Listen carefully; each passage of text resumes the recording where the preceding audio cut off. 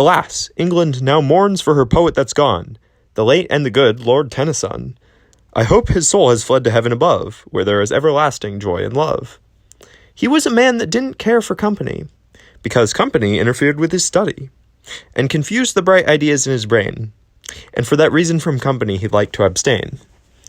He has written some fine pieces of poetry in his time, especially the May Queen, which is really sublime. Also the gallant charge of the Light Brigade, a most heroic poem and beautifully made. He believed in the Bible, also in Shakespeare, which he advised young men to read without any fear, and by following the advice of both works therein, they would seldom or never commit any sin. Lord Tennyson's works are full of the scenery of his boyhood, and during his life all his actions were good, and Lincolnshire was closely associated with his history, and he has done what Wordsworth did for the Lake Country. His remains now rest in Westminster Abbey, and his funeral was very impressive to see.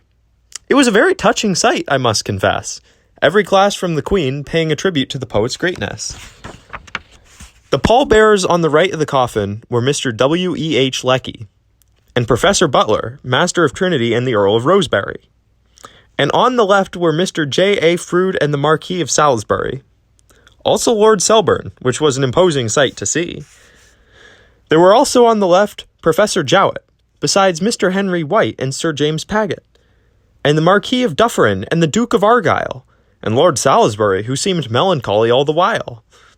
The chief mourners were all of the Tennyson family, including the Honourable Mr. and Mrs. Hallam Tennyson, and Masters Lionel and Aubrey, and Mr. Arthur Tennyson, and Mr. and Mrs. Horatio Tennyson, also Sir Andrew Clark, who was looking woebegone. The bottom of the grave was thickly strewn with white roses, and for such a grave kings will sigh where the poet now reposes. And many of the wreaths were much observed and commented upon, and conspicuous amongst them was one from Mrs. Gladstone. The Gordon boys were there looking solemn and serene, also Sir Henry Ponsonby to represent the Queen.